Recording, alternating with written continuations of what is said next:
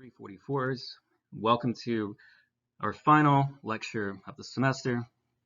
Today we'll be discussing Reform or Revolution by Rosa Luxemburg. Now, even though I only assigned the preface or the introduction, there's still a great deal of historical references in this piece, and I try to address some of that history in the Zoom calls on Tuesday and Thursday. So today, primarily what I'll be doing is unpacking her argument with some references to the cast of characters that she's engaging. So let's begin with saying that both Vladimir Lenin in What Is to Be Done and Leon Trotsky in Results and Prospects are presuming they're proceeding on the basis of the argument that Luxemburg lays out here. Now, Luxemburg is not the only person to weigh in on the side of orthodoxy in the revisionist dispute. Kautsky and Plekhanov and others weigh in. There are many participants in the revisionist dispute, but of course Luxemburg's contribution is particularly pointed, and it is representative of what we call the younger generation of international Marxists. So there's the older generation, that's Kautsky, Bernstein, Plekhanov, and others, and then there's the younger generation, who consider themselves to be the students of Babel, Liebknecht, Plekhanov, again, the older generation, and yet the younger generation exceed them. One of the ways in which they exceed them is to radicalize their perspectives. In other words, that orthodoxy actually alters it and radicalizes it. So it's not as though they're the left of the Second International, because there are people ostensibly to the left, like what will later be called the left communist and the council communist, Penecoic, for example. Luxemburg, Trotsky, Lenin do, in this sense, represent the center as opposed to the right, which are the trade unionists, Bernstein himself, and the revisionist. They are the Babel-Kautsky Orthodox center. But the young radicals, they radicalize the implications of that center position in the Second International. Kautsky and Plekhanov are fine, and Babel is quite an interesting character who's, of course, important as the chairman of the party, as the one who actually built up Despaides what it was. However, there is this idea that the revisionist dispute represents an advance in the Second International. In other words, it's not simply a matter of defending orthodoxy against revisionism, but rather it's a matter of prosecuting the revisionist dispute as a way of advancing the movement. Meaning, what we'll find is that Luxemburg is not just attacking Bernstein for apostasy, but she's treating him as a symptom, as a historical phenomenon of the growth and development of the workers' movement for socialism. In other words, as a symptom of the crisis that develops out of Despaides' success that comes from its growth and development. So once the party is massively established, then the question of its raison d'etre, so to speak. So it ostensibly knows its purpose, right? I mean, the party knows its purpose. Its purpose is socialist revolution. Yet what that means has become problematic, or at least ambiguous.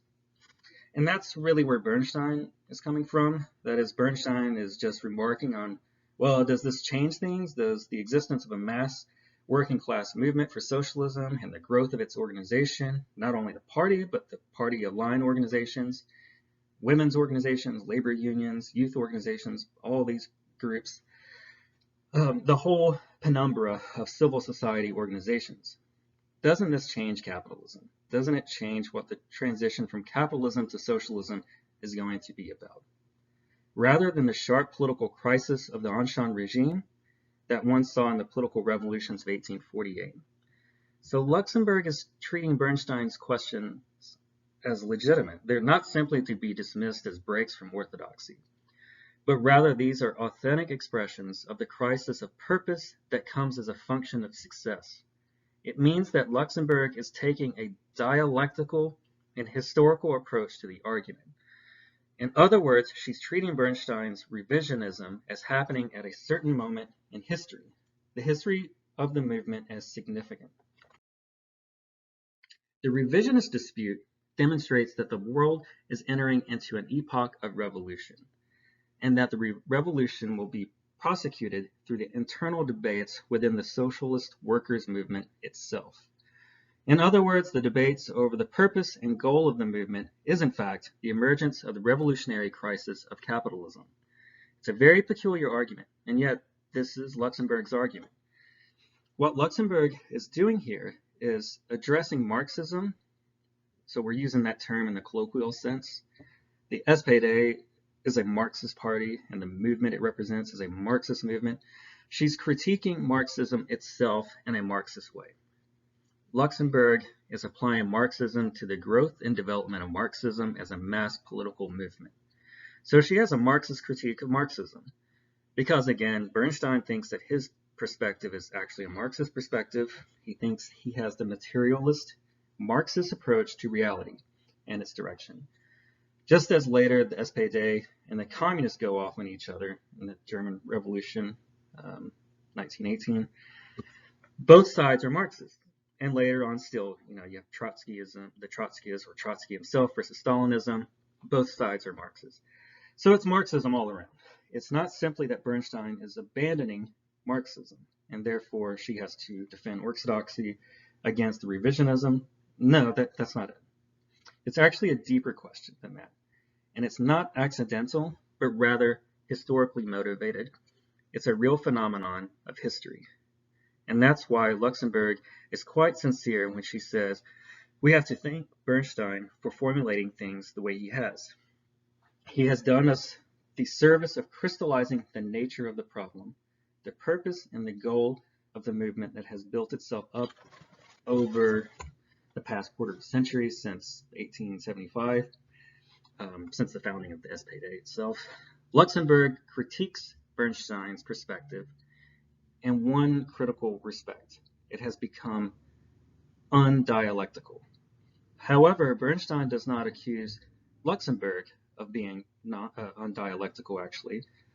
He doesn't really use that language, but rather from his perspective, Luxemburg is dogmatic.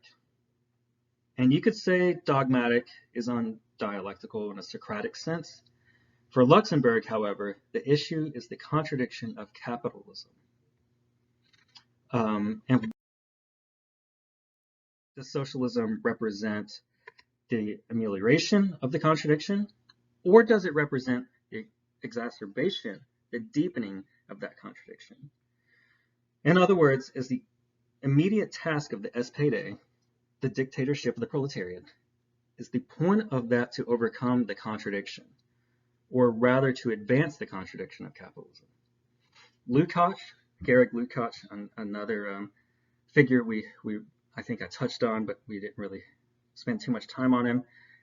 He, following Luxemburg, put it kind of like this: what mediates is what also embodies contradiction in this dialectical sense, in both a Hegelian and a Marxist perspective. Mediation is not thought of as the softening of contradiction, but rather as the exacerbation and deepening of contradiction.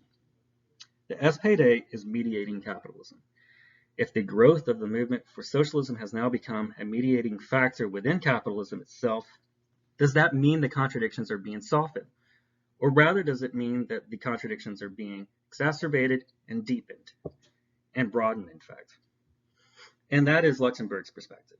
Her point is that the results of reforms is not to temper and moderate and mitigate the contradictions of capitalism, but actually the historical role of reforms is to deepen, broaden, and exacerbate the contradictions of capitalism.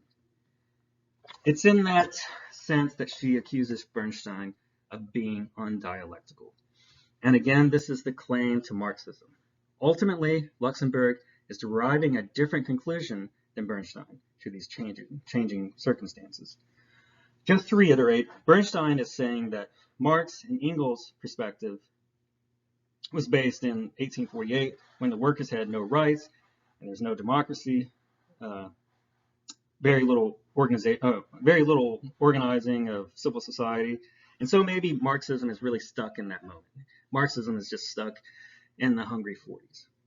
Bernstein's argument is indeed plausible, and it's materialist, in fact.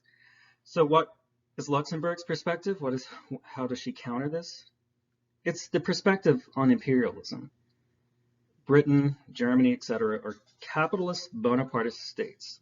Democracy is mediating the crisis of capitalism, but it is mediating in the direction of Bonapartism. What democracy does is implicate more and more people in Bonapartism. The state takes responsibility for the contradictions of capitalism.